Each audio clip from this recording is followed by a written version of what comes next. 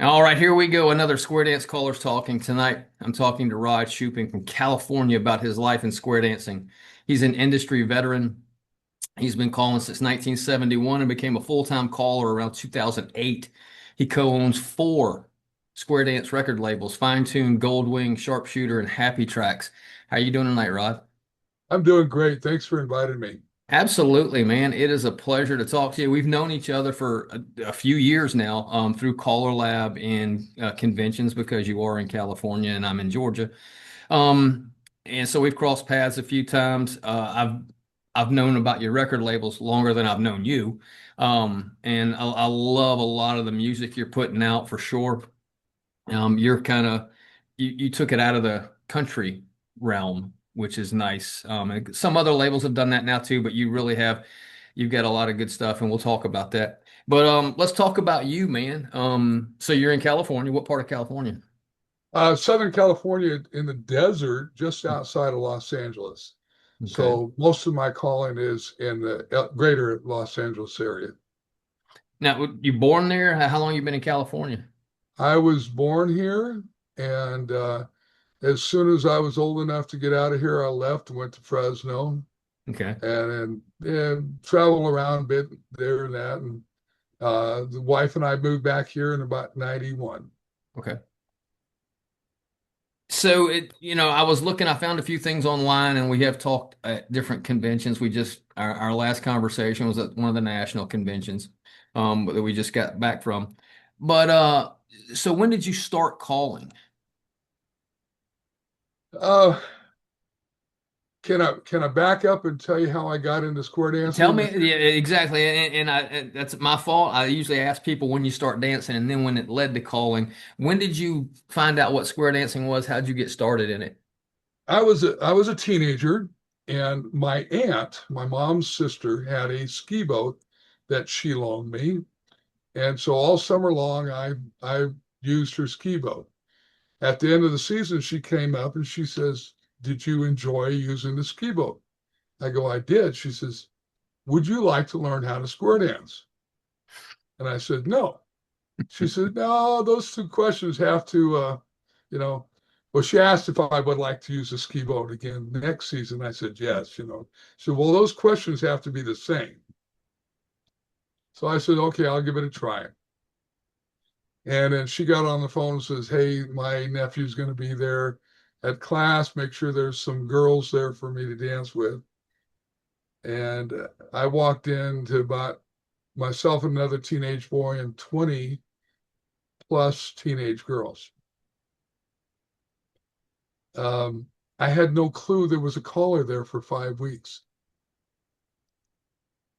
Okay. I mean, I'm talking to girls sitting down, walking, moving. Anyway, but basically, the girl says he's talking to you, and he was basically telling me to shut up and listen, and or give it up. But so after a couple of weeks, I says that's kind of interesting. I would like to do that. Okay. And so I'm halfway through class, and I'm already thinking about being a caller. Okay. Damn. Okay. Now, did you have any musical background before that? Everyone in my family does except me. Okay. Okay. And well, sadly, I had a lot of hearing loss as a kid from ear infections and whatnot, Okay. and which made it a pretty good hurdle to learning how to do this. Right. So you took lessons. Do you remember that caller, who he was? Um, uh, Mel Lockwood, Okay. Never heard of him, he obviously. yeah, just a local guy, Okay. and So you took lessons and you're thinking about, hey, how do I become one of those guys? Where did it really take off for you? the there was my aunt again. She Mhm. had a Clinton uh, player, and she had played around with it. So, she gave me a couple songs and stuff and whatnot. We played with it, but uh, I started practicing with a couple of local guys. Bill Kramer happened to be one of them. Okay. Uh, Bill was the creator of Happy Trax, and anyway, one of the local callers there had a Sunday gig at a country club, and they would do uh, square dancing as entertainment for the people they were trying to do land sales. Mhm. And so he would be gone. It was a Sunday afternoon, and he would say, "Hey, come do it." And thankfully, the dancers were saying, "Hey, Rod, that was okay there, but you need to work on this." And I had mentors that were dancers, Okay. and it really made a difference. So I did a lot of that. I didn't count that as when I started dancing. My first paid gig was in 1971 for a teen club in the Valley, being Los Angeles, the Valley. All right. Um, for a teen club had 65 squares in 1971. And I said, I think I'm going to like this. And you decided you like that. So, any of those mentors stand out to you? Because I mean, I know you had the dancers that were doing it, but somebody that kind of said, "Hey, this is kind of how you should approach patter or singing calls." Uh, the, the, the mentors were dancers. Okay. Okay. And some of the local callers actually were not helpful at all to the newer dancers. They didn't want competition. Gotcha. They, I've heard that how it used to be years ago. I've heard that yeah, from other people. yeah. That's too bad, man. I know it used to be so much bigger. You think people would have been more generous with it. Now it's fallen off so much, unfortunately, for whatever reasons. That but everybody I've ever come across have been very welcoming to me. And hey, look, do you want everyone to talk about something? So, bunch of Well, good dudes. a perfect example, when I moved to Fresno in about 73, 74, Ernie Kinney was very helpful. Okay. Yeah, he Hi-Hat Records. And uh, I was there for a couple of years and left. And then when Gail and I got married in 78, we moved back to Fresno. And Ernie just flat out says, hey, get off your hiney and start working. And he pushed me a lot. And in fact, he also says, "Hey, you got any song recommendations for recording?" And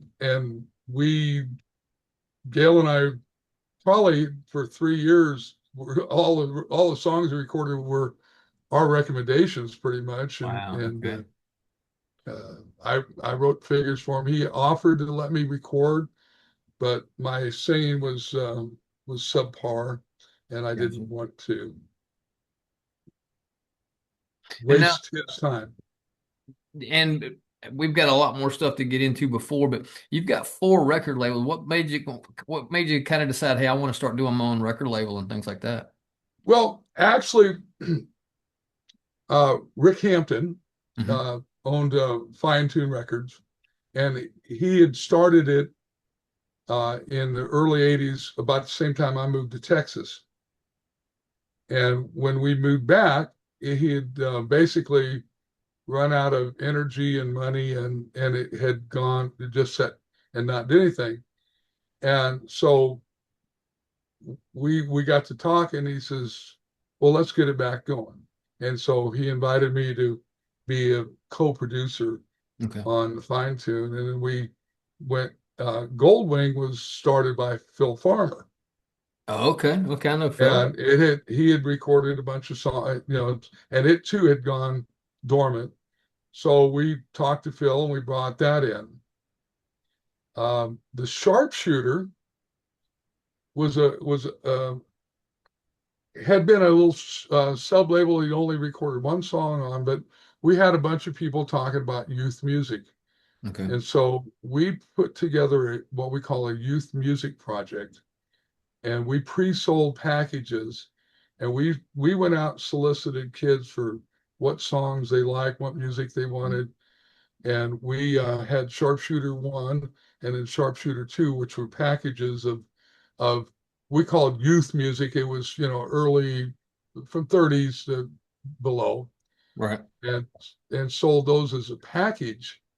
And so Sharpshooter is still kind of more of the more modern music, Mhm. more of the upbeat stuff. and and it's taken off on its own. And then I mentioned Bill Kramer. Like I say, we'd learned to call together, and when and he owned the Happy Track label, Right. and so he gave that to us, Okay. and it sat dormant, so he gave that to us, and then Rick also bought some other labels, and mostly the Happy Tracks is redo stuff. We'll put a new vocal on an old track and clean it up and stuff. And it's a cheaper price music also. Okay. What was I correct when I said around 2008 is when you just went full-time square dance caller and record label producer and everything? Well, the music producing was before that. Okay. That was 86, 87. All right. The 2008 was when I recovered from throat cancer. Wow. Okay. So I had throat cancer. I had radiation and all that. I couldn't, and so I decided I didn't want to go back to work. Okay. Okay. It Very was like, nice. yeah, I'm tired of working. I went through a lot with the throat cancer, Sure. and I decided, well, when we were going through it, it was well, am I going to be able to ever sing again or talk? Yeah, I might just become a challenge caller, but Gotcha. not Yeah, yeah. and not sing. I've heard that. I've heard that about the challenge folks. I don't know a whole lot of them, but yeah. Speaking of that, how high a level do you call to? C1. C1? Okay. We're learning to dance C2, and I could probably call a C2 tip without uh, too many people pulling their hair out. Okay.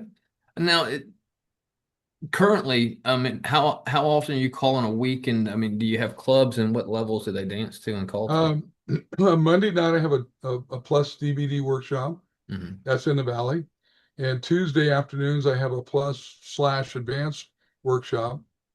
And I just retired from the two other clubs I was calling for, and but it's like I'm calling Friday night, about 60 miles from here, Saturday night, San Diego.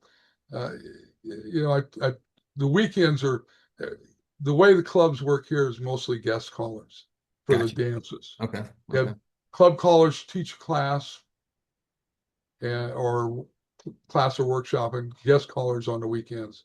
Okay. So I'm liable to be anywhere. Yeah.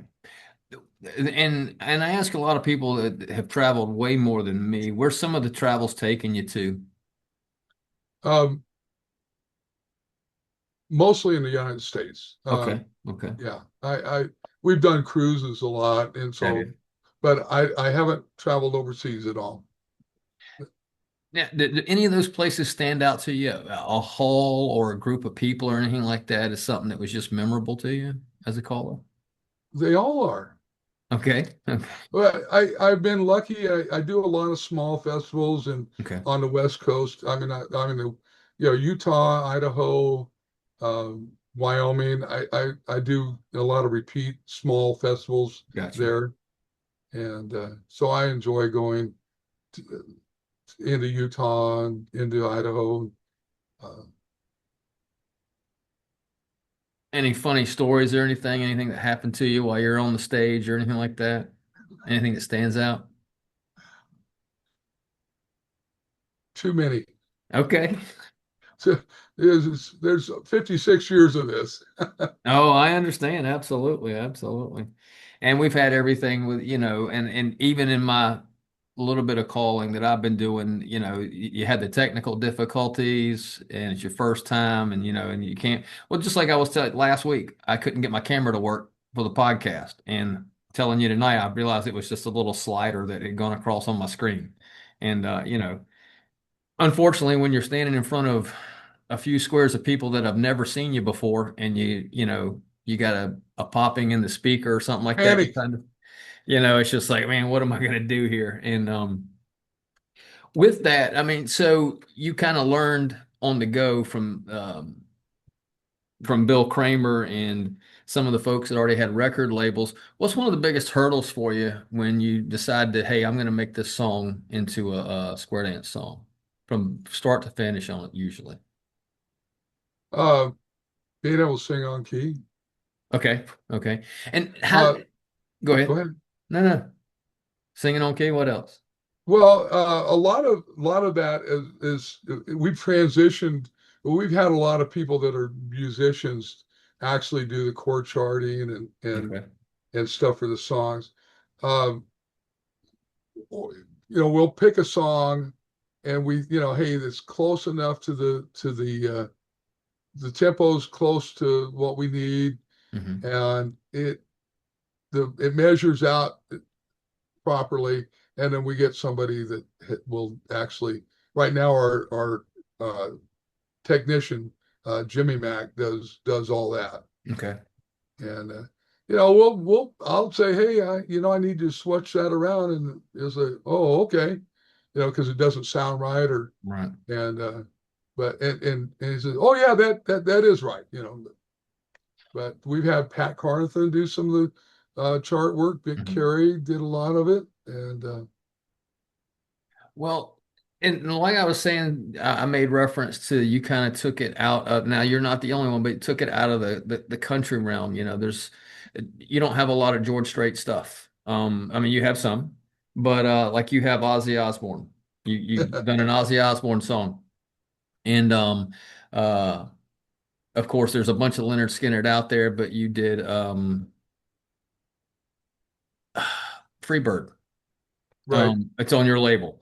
And right. Rick did that, yeah. and I remember the first time it might have been Caller Lab. I don't know. It had to be because we were in a session and Rick, right after Freebird, is probably the same year, next year that it came out.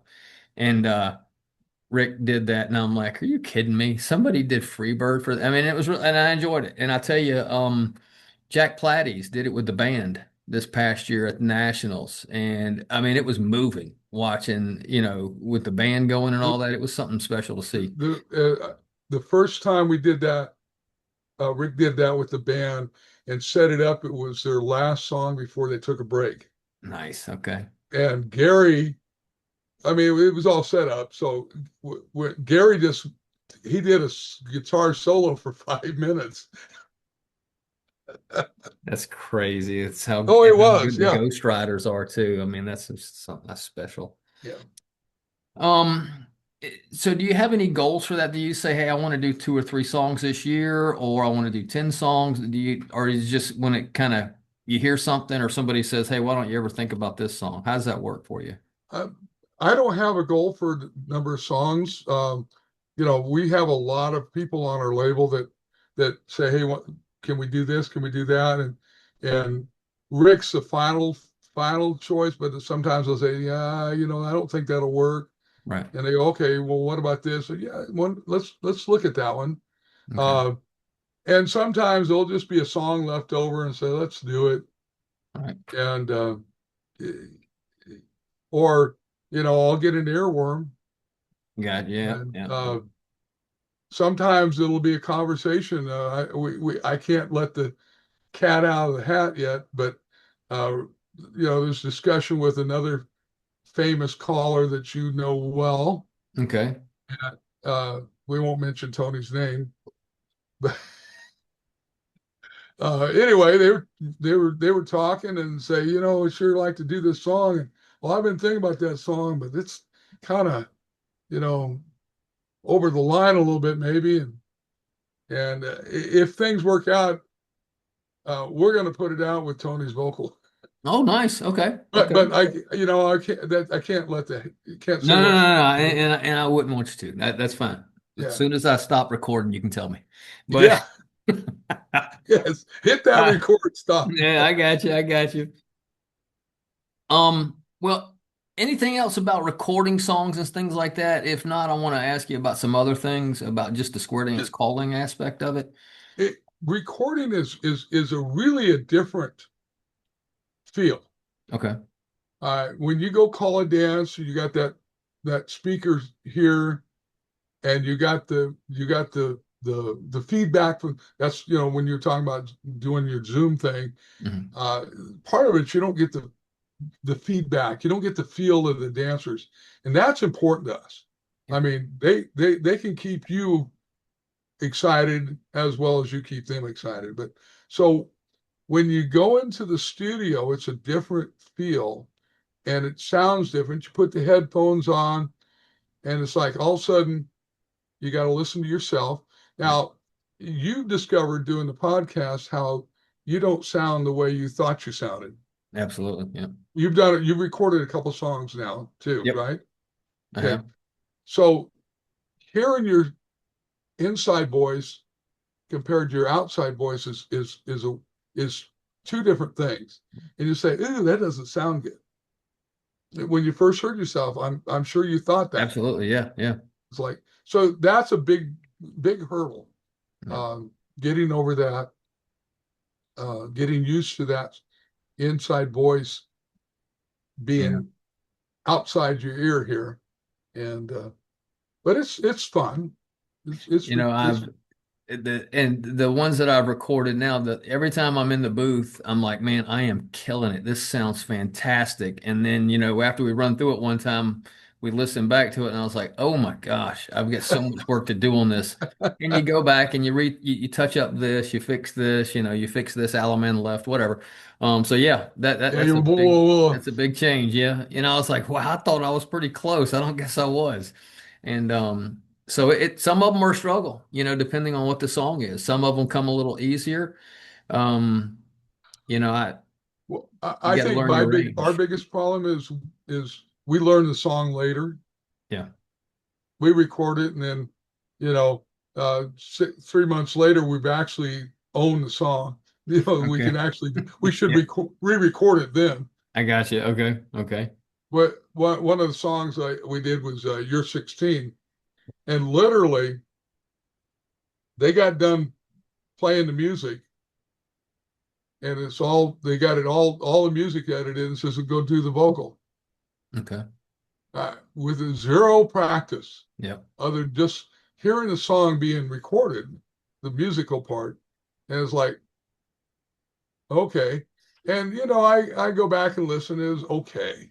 Yeah. But it's I obviously didn't own it, but it worked out well. Good. And some of the conversations we've had in looking at some of your Facebook stuff, you do a lot of parties and beginner or non-dancer, for the lack of a better term, parties for square dancing. I do some, yeah. How do you approach those?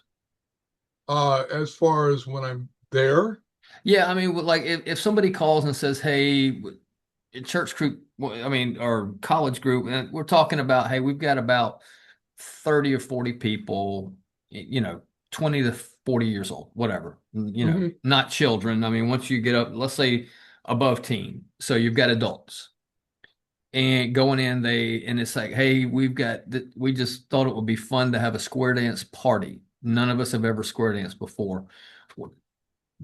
How do you prep for something like that?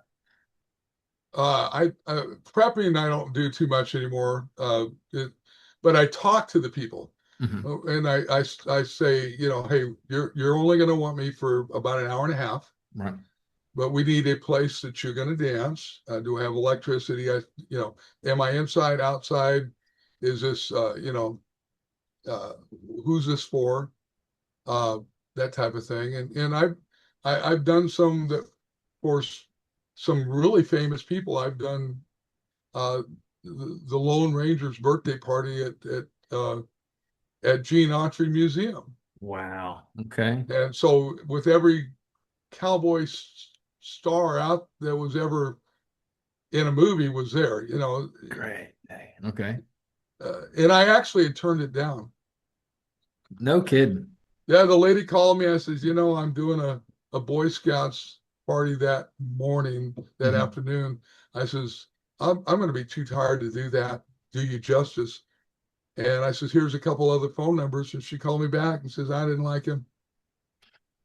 Says, I want you and I'll pay you extra. So, Can't beat that, man. That's awesome. Yeah. Oh my gosh. No, and I asked that because I do them sporadically. I've got one coming up in about 2 weeks, and it's the same thing, let's say I've done 15 of them in the last 5 years, two or three a year sometimes. Sometimes more, sometimes less. But it's the same thing when somebody calls and they say, I want to do a square dance party. We've got, 20, 40 adults, whatever. My first question is, is this a church group? Is this a neighborhood group? What is it? And they tell me, and I'll say, is there going to be alcohol? Which I am completely fine with. Some people aren't, and I understand. But if Right. usually if it's like a neighborhood, a block party type thing, and I'm like, yes, it's mostly all adults. Yes, we'll probably be drinking. I'm like, that's fine. That's your call. Um, the next thing I'm like, you realize this isn't line dancing because I can't do line dances. I can't cue them. I don't know them.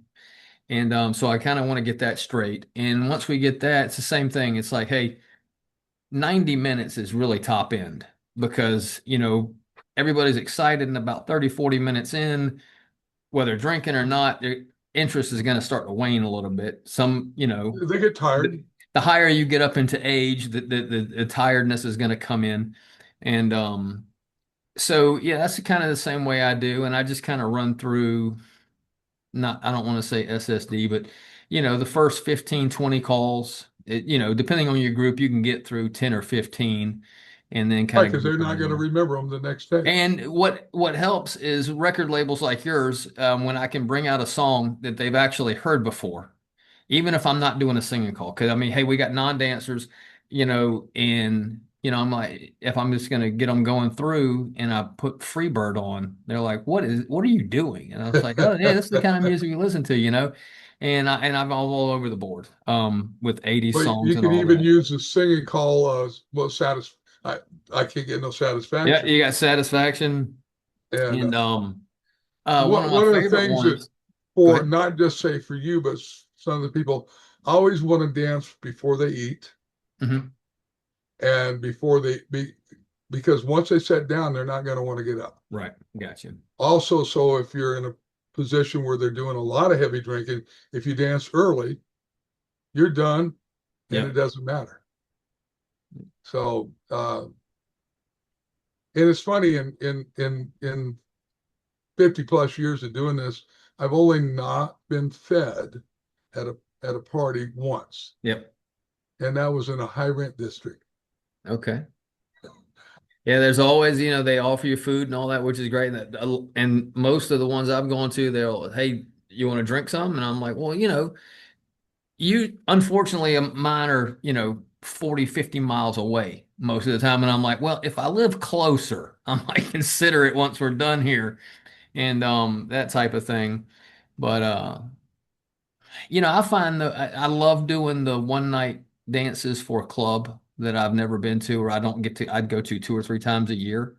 I enjoy those, but I the thought of the party, I just kind of dread at first because I'm not an outgoing type, which is surprising. There's a lot of callers who aren't outgoing, but That's as soon correct. as you put a microphone in their hand and they're standing there in front of 60 people, it's a different person. And that's kind of the way I am.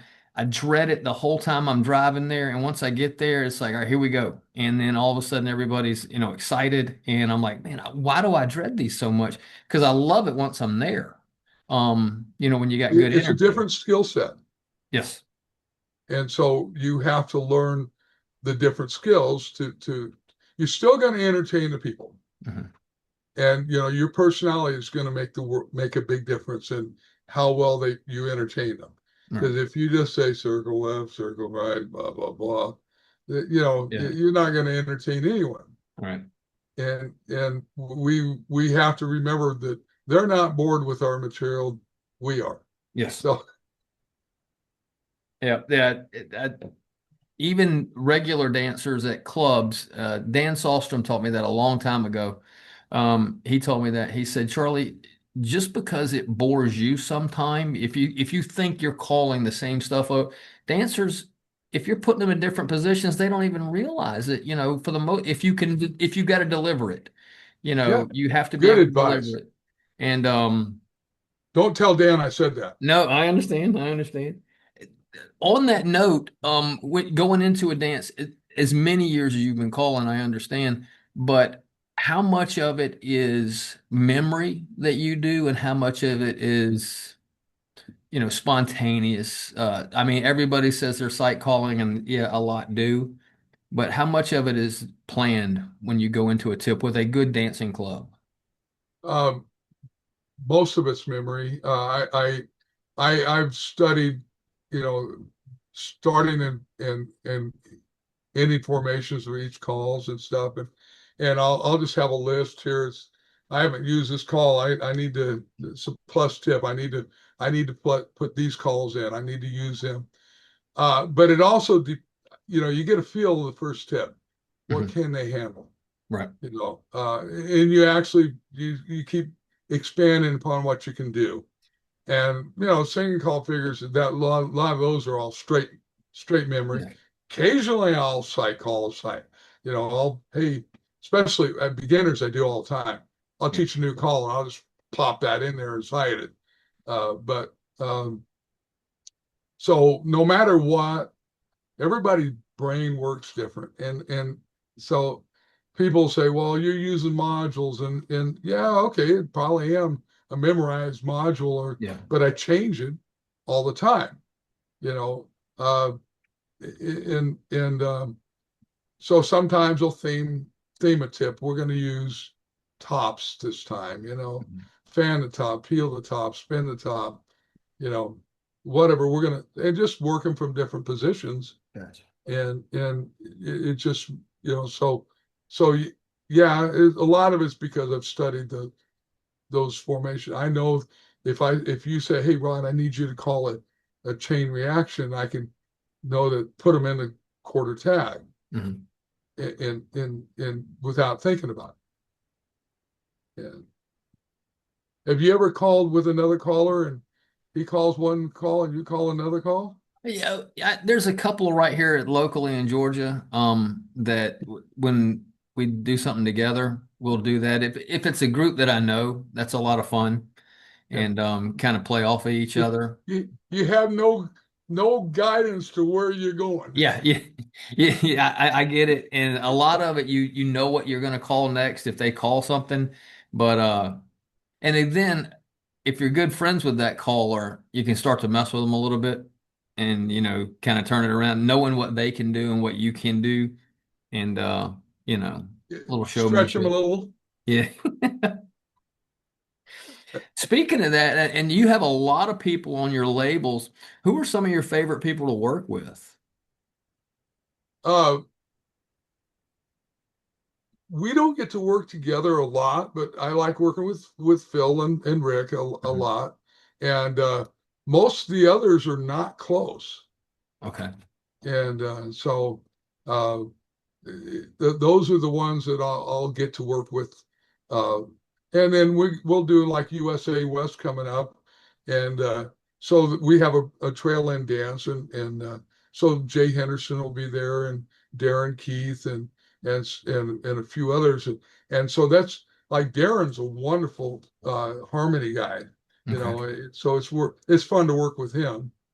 And Jay's solid on the lead. You can always trust him to carry the melody. So I had something just came to, I was wanted to ask you something on that. Yeah, I've never had a chance to sit down with Jay other than at a couple of conventions here and there. I'd like to talk to him some too at some point. It's just tough lining up some people sometimes, especially when they're busy or get other stuff going on. of course. Well, So, what's that? oh, I said I'm really lucky that being in Southern California, there's a lot of really good callers here, Okay.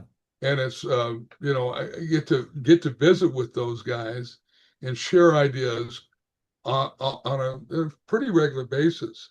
Mike Seastrom, for instance, we the two of us actually dance together on Sundays in a C2 class with Michael Kellogg. Oh, So okay. Okay. so and then we've got we got David Me, and we got uh, uh, Shauna Carey, and Shauna started on our label. I did not know that. Okay. Yeah, she started with us, and then she says, "I this is something I want to do." And Vic had been recording forever. Hmm. Vic was on our label, and she says, "I want my own label, and I want to do it my way." And so she's been super successful with Yeah. that. So Yeah, I like her label a lot. It's got a lot of good stuff on there. I really enjoy that. This is hard to lock down, I'm sure, and I didn't ask you ahead of time because I've talked to other record producers and people who've done a lot of songs. Do you have any favorites, personal favorites that you've done? I do. Um, there's two songs. Well, three. I like doing personally. I like doing "Run Around Sue." Okay. That's probably my favorite song to do. And uh, then 16 Tons Hmm. is our all-time selling record, and I enjoy that because it's a real good sing along. Everybody sings with me. Um, and then uh, Satisfaction. Rick and I did that together. I like doing that. It's real driver. People really move on it, even though it's 1965. Yeah, but still, when you don't think of Satisfaction, you don't think of the Rolling Stones when you talk about Square Dance Calling. You certainly didn't years ago, but now you're more likely to. But Well, so now the funny part is I grew up listening to country music, mhm. and that's all I ever listened to through all the forever until I started listening to a little bit of oldies rock and roll. And so my side of everything was country, and Rick's was 80s rock and roll. Okay. Although he was a disc jockey in Fresno for a country station, and he ended up having to MC uh, all these concerts that came in, and Gail and I would go with them for free. So we saw concerts like crazy, but they were all country. And he's like, with rock and roll, when the 80s rock would come in or something, he'd bargain with his uh, DJ buddies to get in there to see that. But so when I proposed doing I Can't Get No Satisfaction, I think Rick passed out because it's like, wait, well, that's not country. Mm, that's awesome. So, and I ask a lot of people if you're riding around, and most producers obviously are all over the board, but what do you prefer to listen to when you're going to and from dances? Just your kind of deal? Nothing. Nothing. Okay. And the that's because of my hearing loss. Okay. I got you. I got So I put earplugs in to let my ears rest you. Okay. on the way to a dance so that I can hear better. Uh, but mostly I'll listen to 50s rock and roll, and the wife listens to uh, you know classic country. So But you're usually not the the rock radio's side turned of it. off. What's The that? radio's normally turned off. Okay. Okay. Do you have a favorite level to call? Plus, Plus? Okay. yeah, Any particular reason for that, or you just enjoy it? well, that's what I do mostly. Okay. That's the bread and butter. Okay. Um, Everything, all the clubs in Southern California are plus clubs, Okay. and so you can entertain. I enjoy calling advanced and challenge too, but it's a different mindset. Gotcha. Uh,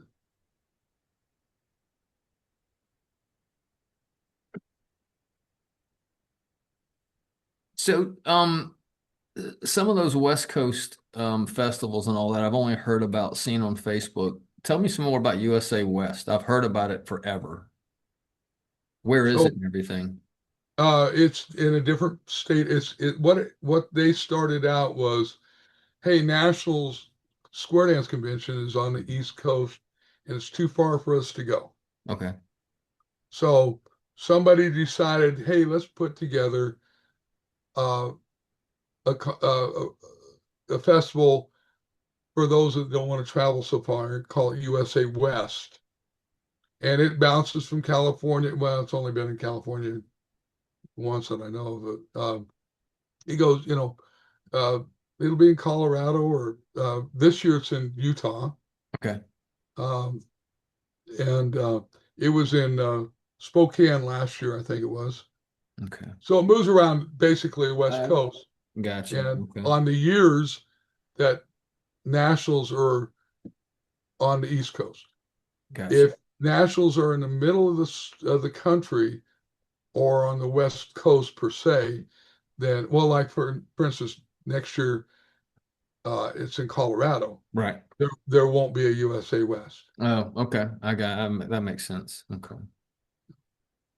Yeah, I was surprised that a lot of people, and I mean, I know people's life schedules don't allow it sometimes, but how many people don't go to the nationals because of where it is? And I understand. I mean, luckily, I'm to the point now where I can travel if it's like I'm planning on going to Colorado. I went to Texas.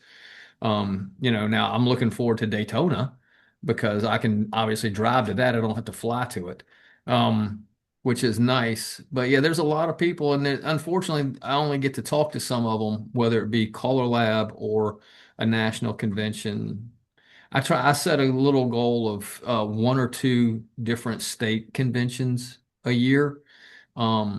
And it just depends on, which one times out with other stuff going on. So. Tell me about some of your cruises you've done. Where have you gone on those? What kind of stuff you do on Um, we The first one I ever went on was way back in '91, them? and it was the B&B International Okay. uh, organization hired me. They didn't pay me. Okay. They just paid for me to go. Okay. Well, that's a payment on most cruises. I'll give you Well, that. yeah, it was Gail and I got to go, and so there was a lot of square dancing and stuff, and I made an effort of every time we had a port, we stepped off port, I would stay there and call ad lib, without music, and say Right. just do a little quick tip so that everybody could say, hey, I square dance in Puerto Vallarta. Nice. Okay. So we've done a lot of Mexican cruises, a couple Caribbean cruises. We went, the label went uh, in 2014. We went on a Eastern Caribbean, and we had a pretty good turnout. We had a bunch of Canadian callers that helped get the draw, but we had a nice Okay. turnout. Nice. Okay. And we we went on a Hawaii one, and that was different. Okay. We Because we flew into Hawaii, and it's the went to the different islands, and they would leave at 2 in the morning, sail to the next island, and get there at 4 in the morning. So Yeah. nobody was going to get seasick, let me tell you. Very nice. Okay. Gotcha. And so that was a lot of sightseeing, and a lot of good things happened. Good. Any other stuff you got coming up rest of this year? No, like say in April we have another label Label cruise. cruise. Okay. Yeah, going out of New Orleans, and Nice. Okay. then it's uh, Jamaica, Grand Cayman Islands, and uh, Cozumel. Okay. So, Any other stuff on that? Who is everybody on the label going? Who else yeah, going with you? we got 14 callers Wow. Okay. Very and a nice. couple That's queuers. awesome. So, Very nice. Gotcha. Yeah, you wouldn't want to leave anybody out. I get it. It's good though. Well, it was their choice. Yeah, I mean, it wasn't a No, no, mandatory that's thing. what I mean. If you tried to name them all and forgot somebody, I'd hate for you to forget Yeah, somebody. I could probably grab the flyer here and look Okay. at it. So we got Rick and myself, and then Phil Farmer, Brian, okay, Brian Freed, Okay, gotcha. Sherry Cox, Darren Keith, excuse me, Denise Carbonell, Jay Henderson, Leo, and his wife Rochelle. She's around Escure. Hmm. Renee Rude, Rob Grisby. We got Brian Clark and Rick Gittleman. Very nice. Okay. That's a lot of my favorite people. Brian Clark, it's a different dude, man. He is brilliant. Um, and I've had a lot of occasions to be around Rick Gittleman. He comes through the southeast, southern states, pretty regular. And so a lot of the clubs that I'm a part of or whatever, he would come through. So I've had some time to talk to him. He's a really nice guy. Phil Farmer, not so much. I haven't got to talk to him a whole lot. I like a lot of the recordings that he's done. And you name Yeah, somebody. Phil's pretty note perfect. I mean, he goes in one take and he's done pretty much. Very Yeah, nice. you know, like my first singing call ever was I'd like to teach the world to sing, and Phil was there and says we're going to rename this. And I said, what's that? He says, we'd like the world to teach Rod to sing. There were multiple retakes on that song. Wow, very nice. Okay, okay. I mean, that's the love from my friend, right? That I I've known. understand. I understand. Yeah, I met Phil at that first ever dance in 1971 at that teen club. Okay, He was a dancer there. great day. That's how long I've known him.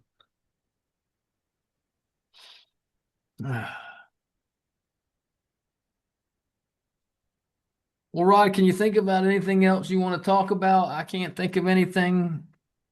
I've enjoyed the heck out of this, man. I cannot believe it. Like I said, we were just at Nationals a few weeks, month or two ago, whatever it was, and we sat down a couple nights afterwards, hanging out and talking. And when I asked, we were talking about the podcast, and I had no idea that I had not talked to you. I knew I'd talked to Leo and to Rick. I had no idea I hadn't talked to you, and it really surprised me because again, uh, from the moment I started, I really didn't buy a whole lot of records because I came in around 2014 is when I started calling, when I started finding out about record labels and stuff like that. And most everything I got was through a company. He's passed away now. I think it was A&S Records. It was Oh down yeah, here. Yeah, it was down here out of Macon, Georgia. And I would call him, and I mostly got CDs. That's when everything was coming out on CDs. Um, and so I didn't know. he So had he had classics yeah, stuff. I mean, he had anything I wanted, I could call him, and if he didn't have it immediately, Bob Schreiber. Right. Um, I would call him, and he would have it within a couple of weeks, and he would either be the record or a CD he'd send to me. And man, I was so new at it. I didn't know anything. And then I don't even know, I think I went to a Caller Lab convention around 2015 or 16, and that's when I saw Scott Bennett sitting at a table, and he had like memory sticks he was selling or whatever. And I had no idea there was music out there like that because he puts out Bob Seger and all that stuff, and I was like, whoa, it took me to a different level, and the way I thought of square dancing. So, um, and then again, you have how many songs do you think you have on your labels? Do you know? Oh, it's 300 plus. We no, it's more than that because we've like number 200 on the one label, so it's probably 400 Very and nice. something songs. Don't quote me on that. No, no, it's impressive you know that, and I mean, I mean it's because I we just I just did cue sheet for FT 257. Okay. So that's 257. Well, that's probably 157. Probably because FT 101, 100. Mhm. So, and the same thing, Goldwing. It's it's at 200 something. So that would be another, and then the Sharpshooter, like I said, we did two packages of 50 records each. So, it's, like I say, 400 some songs maybe. That's awesome, man. And I want to ask, I'm sure you got something here in the wings you're working on that you're going to come out, and I'll just let that come out. So, Yeah, we got a bunch working, and I don't. Um, I like say every once in a while, like say I get an earworm, and mhm. the latest, the most fun song I think I've done is I did the nursery rhyme song, Okay. and it goes, if you're happy and you know it, clap your hands. Right. And at nationals, I loved it. Craig Abercrombie Okay. did that in the plus hall, and he rocked the living daylights out of it. He did Wow. it better than Yeah. I could ever think about doing. Just had those dancers up here, but it goes to the happy note, and it goes Old MacDonald, and then uh, this old man, he Nice. played too. So those are the three songs that are used in it. And I had fun doing that. That was fun. And where'd Uh, that come from? I mean, well, is it just something you're riding around and it just popped in your Well, head? Or it kind of was because Rickett says, Rod, I need you to come up with a song that's different, that kind of crosses the barrier of more than one genre. Mhm. And so I've got seven grandkids, Okay. and believe it or not, the first time my 9-year-old granddaughter heard that nursery rhyme song, she was embarrassed that we were square dancing to kids' music. But so I'm thinking you know, of one of those, this old man or something like that. And so Rick and I talk a lot on the phone when we're driving someplace. And I says, hey, he said, well, what about this? I says, yeah. And so when Jimmy put it together, he had like seven different songs. And so I just gave me a MIDI and I go play it and got good response here, not so good response there, Mm. and that's where I narrowed it down to the three. Gotcha. And but so that basically came from, we need something different, Wow. and people like it. Uh, and then the last one I did was just an earworm, um, killing me softly with her Yeah. song. You Goodness. know, this mellow song, and I don't do mellow. That's That's Rod. It has been awesome talking to you, brother. I don't appreciate you guess. asking me. Oh, absolutely, man. It's I'm faulted because I should have realized that I hadn't talked to you. I didn't know that I hadn't. Oh, And I'm trying to get everybody that I've known. And like I say, I've known you for quite a while. Just because you're an outgoing guy and we've talked at different conventions, just in passing. Um, I don't know when, I guess, hell, I guess Color Lab will be our next go. If are you planning on going to Color Lab next year? I'm hoping to. It Okay. depends on budget. Right, I understand. Yeah, I'm an Um, old guy. I don't have a lot of money no, anymore. I know it's tough, and of course I'm fighting the battle. My wife doesn't every vacation that we take can't be square dance related. Because I consider going to Color Lab or going to nationals a vacation. Yeah, she doesn't always think of it that way. It took Um, us 10 days to get home from Waco. no kidding. Yeah, we went to a family reunion on the Oh, way. okay, okay. It took me almost that long to get home from Color Lab because I had to go through Salt Lake City and we had delayed. It was a hell of a ride, flight back, couple of flights actually.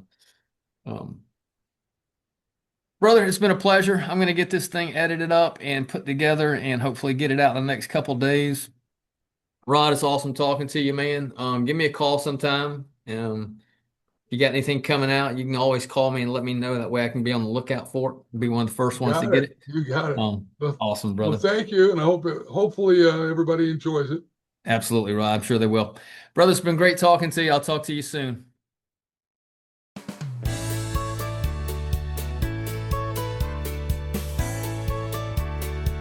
Circle left. There's a little girl out lying on her own. She's got a broken heart. Alaman, the corner of the hall, come back and do side do. Alaman, the corner, then you weep. Don't cross the river if you can't swim the tide. Don't try denying living on the other side all your life. You were on your own. Head square through. Do a do-side-do one time around. Swing through the night, then those boys run right. Ferris wheel one time and go.